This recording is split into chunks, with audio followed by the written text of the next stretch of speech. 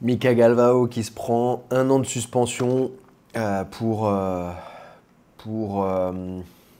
usage d'un produit interdit par la USADA, qui est l'organisme de contrôle antidopage des États-Unis. Alors j'ai reçu plein de messages, alors là je suis au petit-déj, mais je sais qu'il faut que je m'exprime un petit peu là-dessus parce que j'avais dit qu'il n'avait jamais pris de produit, etc. Et en fait c'est toujours vrai, il n'a pas pris de produit dopant, il n'a pas pris de testostérone, il n'a pas pris d'anabolisant. En fait ce qu'il faut savoir, c'est que Mika, alors encore une fois, n'hésitez pas à regarder mon podcast que j'ai fait avec Mathias Jardin, le dernier podcast que j'ai fait, où on parle un petit peu justement de dopage et de différence de culture aussi entre le Brésil, Brésil-États-Unis et France-Europe. Il faut savoir aussi que c'est du haut niveau. Il y en a beaucoup il y a beaucoup de gens qui parlent, qui critiquent, mais qui ne savent pas vraiment ce qu'il en retourne en fait à haut niveau. C'est-à-dire que des fois, on peut s'entraîner autant qu'on veut, mais si on n'a pas, on va dire, la bonne machine, si on n'a pas la bonne voiture, eh ben, on ne pourra pas avoir la meilleure performance qu'on devrait avoir. Et en fait, moi j'avais vu déjà, alors moi quand j'ai connu Mika et leur club, Mika était encore ceinture marron, il avait 17 ans, et en fait j'étais allé là-bas et j'avais été impressionné, c'est pas impressionné vraiment le mot, mais c'est... en fait, je les avais tous vus en surentraînement, quoi. Mais après, j'étais pas non plus trop choqué parce que c'est souvent ça dans les clubs de JJB. Ça s'entraîne beaucoup, beaucoup, beaucoup, beaucoup, beaucoup, beaucoup, beaucoup, beaucoup. Sauf qu'eux, ils commençaient très tôt le matin. Je crois que l'entraînement, il était à 6 heures du matin ou à 5 heures du matin. Et pour en fait pouvoir s'entraîner plus dans la journée. Et en fait, le papa de Mika, il s'est rendu compte qu'ils étaient tous en surentraînement quand ils ont fait des premiers tests sanguins complets de Mika. Où en fait ils ont vu qu'il était à, alors je sais pas c'est quoi à quoi ça correspond les indicateurs après là, mais c'est 200 et quelques, je ne sais pas quoi, de testostérone. Et en fait une personne normale, elle a entre 300 et 1000. Enfin 300 c'est une personne on va dire sédentaire, et ça peut aller jusqu'à 1000 pour des athlètes.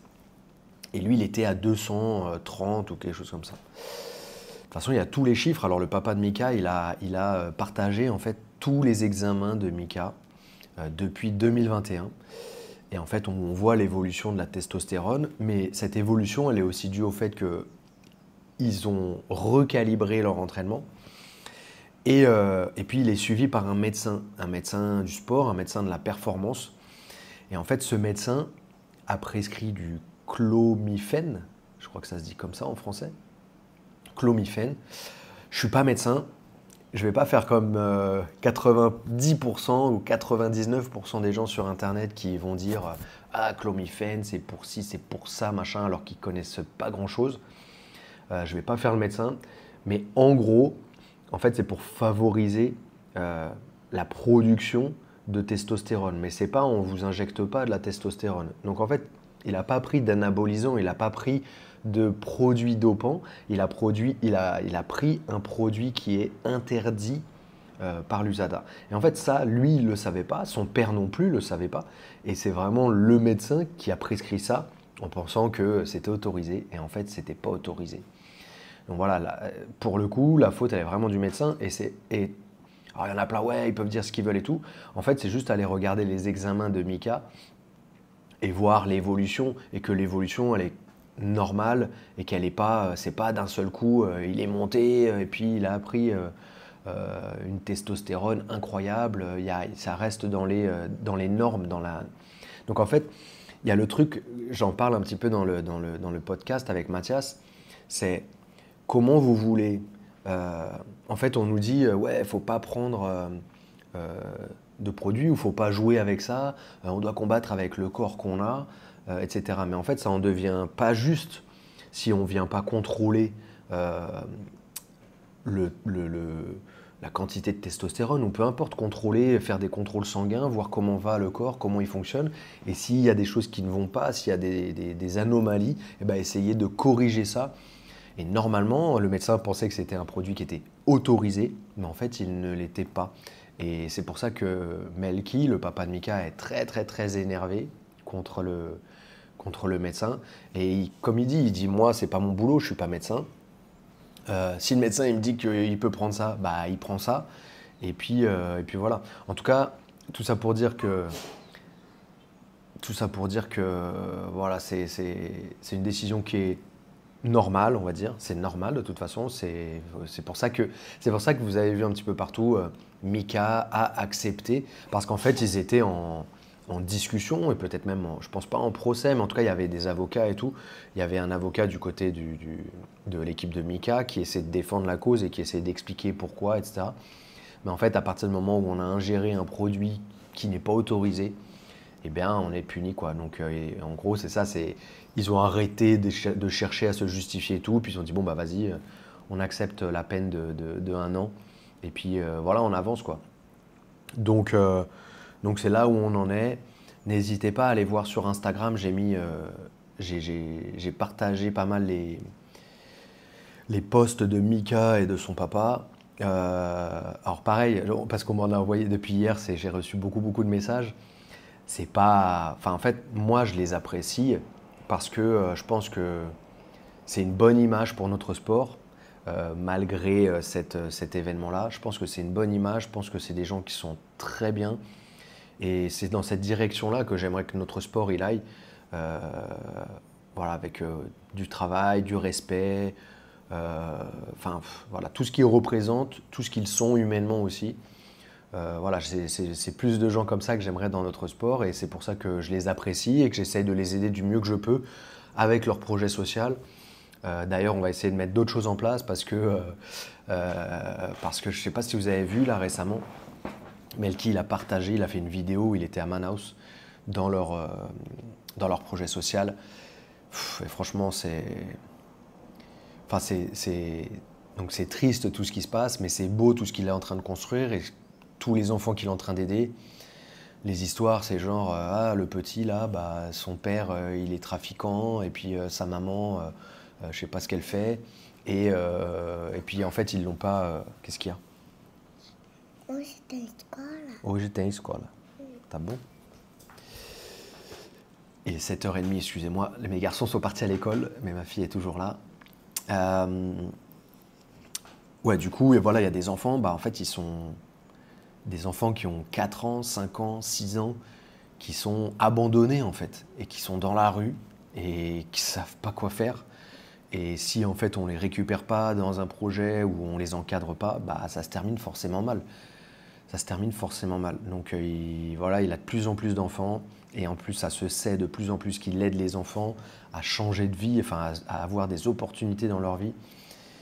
Et puis en fait là son projet, financièrement c'est compliqué, personne ne l'aide, donc voilà, on va essayer de trouver des solutions pour aider, et puis pour essayer de les accompagner du mieux qu'on peut. Voilà, on est français, je pense qu'on peut essayer de faire des choses, français, ou s'il y en a d'autres qui me regardent de d'autres pays. Voilà, je pense qu'on peut faire des choses, collecter de l'argent, enfin je sais pas. Son projet social, il coûte que 2500 euros par mois, quoi. 2500 euros par mois, et il aide 40, 50 enfants. Franchement, ça vaut vraiment le coup de les aider. Qu'est-ce qui se passe? C'est quoi ça? Dis bonjour aux gens. Allez, on dit au revoir.